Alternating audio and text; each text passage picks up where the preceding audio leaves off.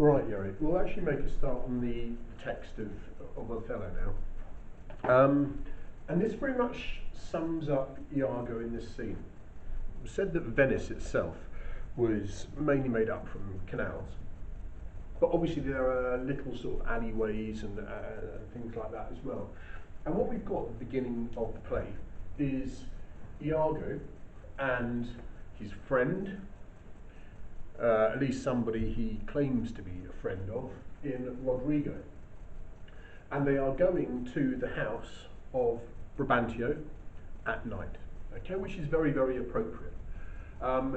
Everything that Iago does is in the shadows, okay, be that telling Othello things, telling Rodrigo things.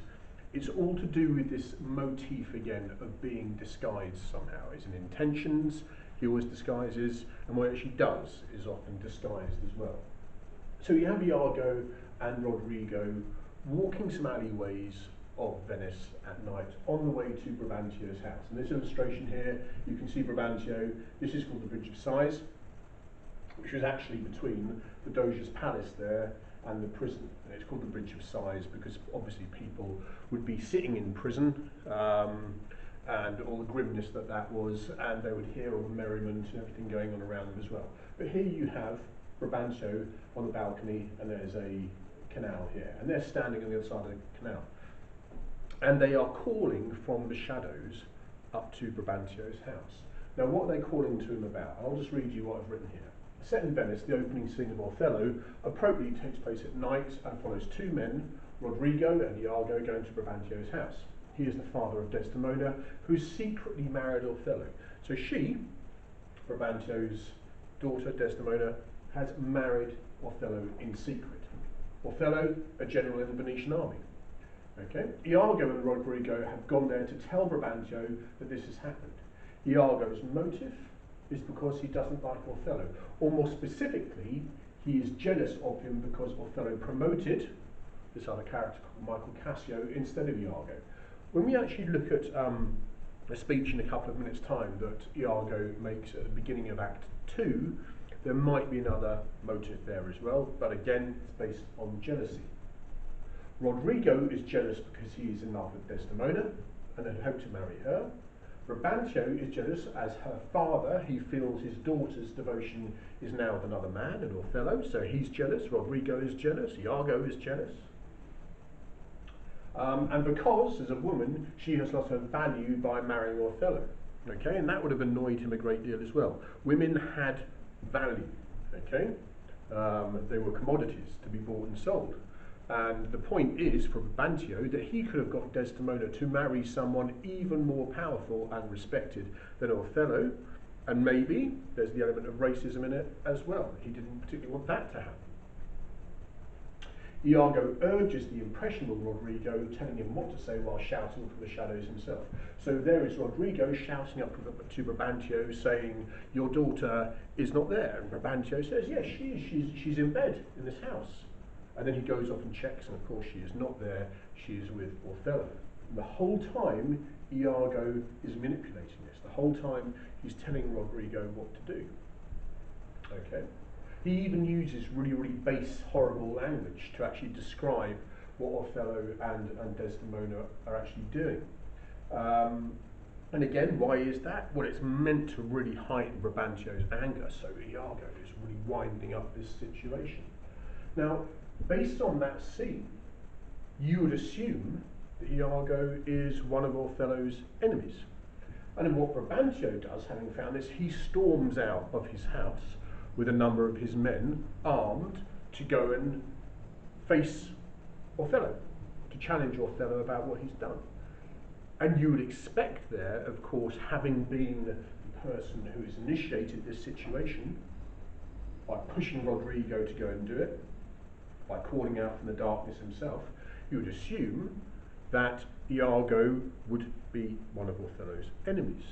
And we see later on in the scene that actually Iago is there as one of his friends. So he is chopping and changing sides all the time. And then it goes to the Doge, the local duke, who actually says, right, you need to stop doing this right now. Okay? That very much sets the scene for the play. when it comes to Iago as well, I've said there is a couple of key ideas. We looked at these when we looked at Richard III, the Machiavel, someone who plots and schemes and manipulates others. He's very much the showman, and we see in one of the versions of one of his soliloquies, one of his speeches, he directly speaks to us, the audience, again, about his intentions, and that way he's very much that showman character like Richard III was as well.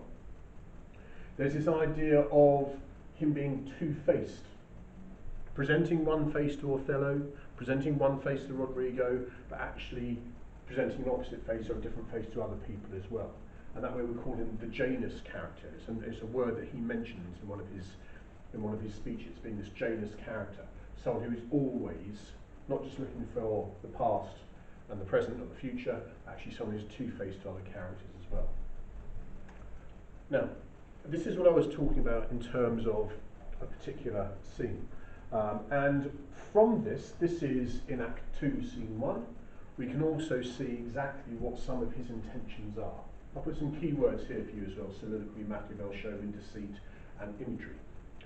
Okay? So, you can pause it on this, I'll just read it to you. That Cassio loves her, I do well believe it. Okay, so I'll just pause as I go through it. He believes that Cassio could well be in love with Desdemona. That she loves him, 'tis apt on of great credit, so it's a possibility that she might reciprocate and love him back. The more, Othello, how be it that I endure him not? Why is it that I actually feel about him the way that I do? Is of a constant, loving, noble nature. And I dare think he'll prove to Desdemona a most dear husband. So actually, he accepts the fact that his apparent friend Othello is all of these things, constant, so he's a decent man, he's loving, he is noble in his nature, and he will prove a very apt husband for Desdemona. Now, I do love her too. Now, is this an idea that we spoke about? Is he jealous because he is also in love with her? And he says not out of absolute lust. So he doesn't sort of, love her and fancy her. Though peradventure I stand accountant for as great a sin, but partly led to die at my revenge. Now, this is what I'm getting at in terms of, is this a motivation for Iago? Revenge. For I do suspect the lusty Moor hath leapt into my seat. So he is suggesting in his own jealousy that Othello has had a relationship with his own wife, Amelia. There's no evidence of that at all, but it's got into his mind. And this is how he describes that jealousy which has got into his system. The thought whereof doth, like a poisonous mineral, gnaw my innards. Okay?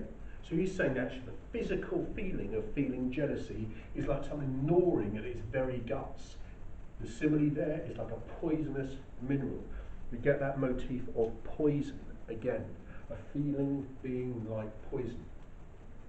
And nothing can or shall content my soul till I am evened with him, wife for wife, or failing so, yet that I put the more at least into a jealousy so strong that judgment cannot cure. So here is his motivation now. It's a motivation which is not founded in truth, but once that seed of jealousy has taken hold and gnaws at his guts, he says nothing will content him till his feelings, that what he has lost through not trusting his own wife, Othello feels as well. Which thing to do? If this poor trash of Venice, whom I trash for this cricket hunting, stand the putting on, I'll have our Michael Cassio on the hip, abuse him to the Moor in the rank garb, so he will, this man, Michael Cassio, who's just friends with Desdemona, who Othello has promoted over Iago, he says that he will abuse him to the Moor. So he will tell stories to Othello about Cassio. For I fear Cassio, with my nightcap too, make the Moor thank me and reward me. So he will then thank Iago for saying, well, thank you for letting me know exactly what is going on here. For making him egregiously an ass and practising upon his peace and quiet even to madness. So rather than actually Othello being able to relax, and feel calm in his situation, he is going to attempt to drive him mad. Okay, so it's here yet confused, neighbour is plain face, is never seen to used. Okay, so he's saying that I will actually put on disguise and do this.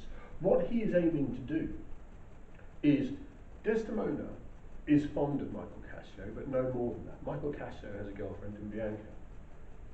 But what he is clear hoping she'll do is she will then stick up for Michael Cassio, saying there's nothing to worry about, he's a good man, but about other issues. Othello then will have that seed of jealousy planted in his mind that Iago's words about her feelings for Michael Cassio are true. And we can see that from his intent. Okay? A few questions here for you. What are Iago's plans? How does he intend to use people for his own ends? Explain how appropriate the poster and the illustration below are in understanding his character in terms of the green-eyed monster, his own jealousy, and how he wants to get even or revenge those people who he perceives have made him jealous. This idea of the web. And what simile does he employ to explain his feelings for Othello and his feelings for jealousy? Okay, give those ones a go, and I'll do some more tomorrow for you.